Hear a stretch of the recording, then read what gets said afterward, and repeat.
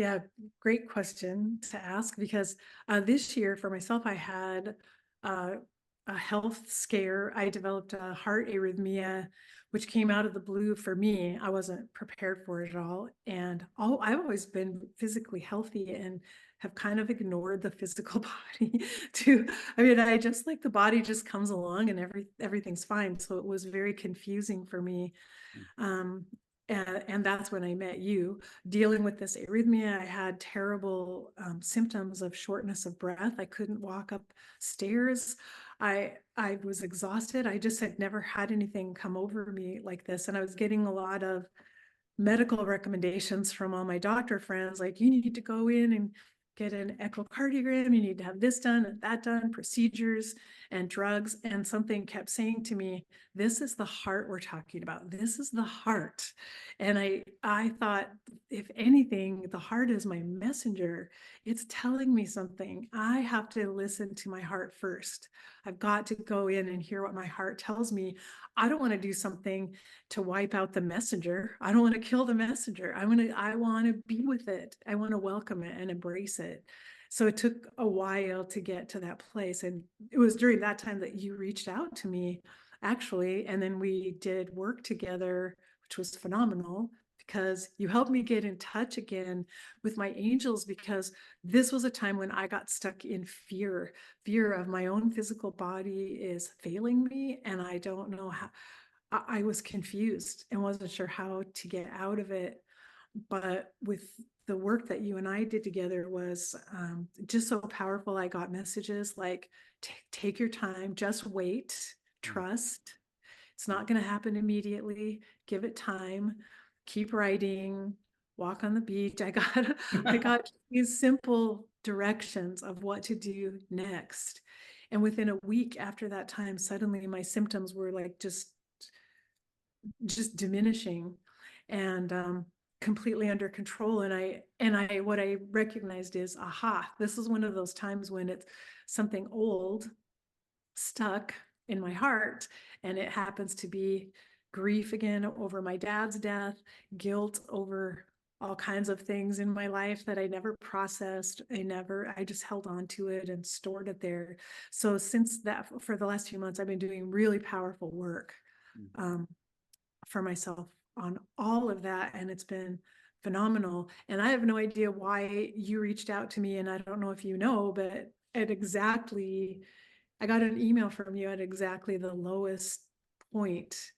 And I knew, like, well, of course I'm saying yes, because this isn't by mistake either. This isn't random that you reached out to me. And so I thank you. I'm so grateful to you, because just that time that we spent together, you got me reconnected and got me back into my heart and experiencing the angels again. Oh, well, thank you very much for that. We did such a it's not sterile, it's just without talking about any physical details. You simply were able to receive, get answers. So it's not that I was in the dark either, but I was in the dark basically. And it was at the very end of 2 days, you mentioned the medical condition itself, and I just heard more now than I knew then. Yeah, you didn't Um, know. no, and so this is beautiful. Thank you so much for that.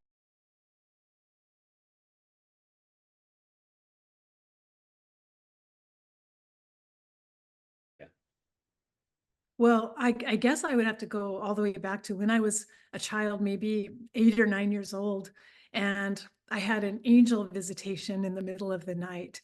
And I woke up in the night and I saw this most beautiful, translucent woman standing over me, just showering me with pure love.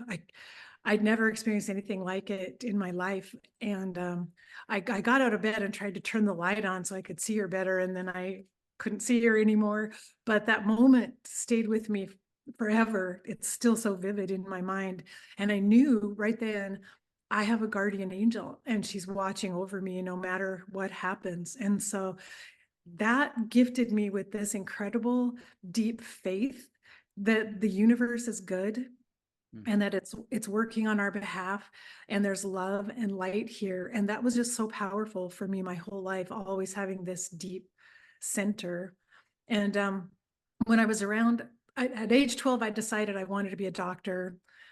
for whatever reason. And then at 16, I had a classmate die, and I got this download that the real purpose of life is to learn about love.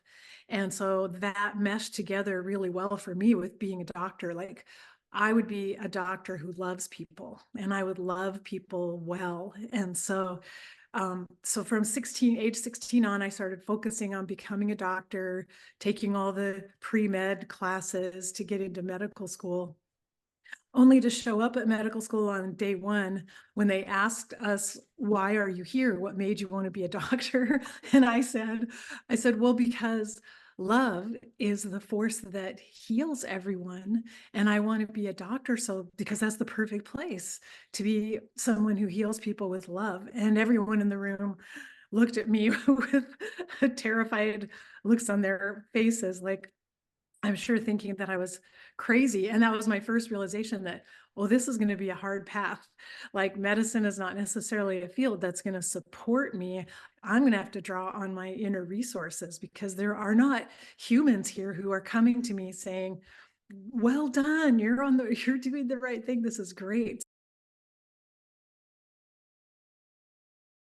And Karen, what are you getting from men, and what would you like to share about men?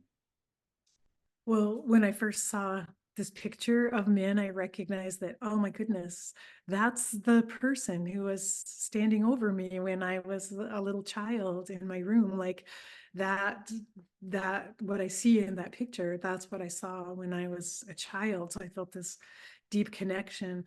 But what I'm getting right now is that the little things in life are sometimes the most important things, Mm. and that we get all caught up and hung up on the big things of life, but it's actually taking time for the smallest little things, like to enjoy the taste of your coffee, or feel the breeze on your face, or just always be present in a space where you're noticing all the little things, and get all the joy you can from those.